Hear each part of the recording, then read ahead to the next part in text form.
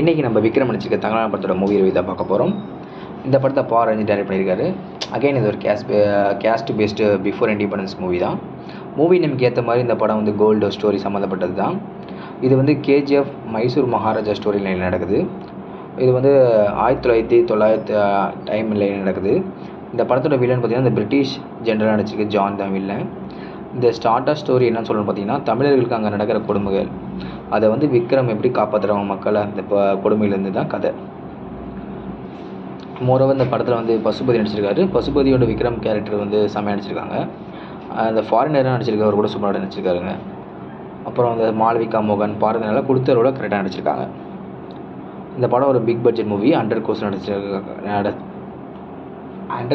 நடிச்சிருக்காங்க. பிஜிஎம் வந்து ஜிவிஎம் சூப்பராக போட்டிருக்காரு. பட் பாட்டு அந்த அளவுக்கு எதுவும் இல்லை.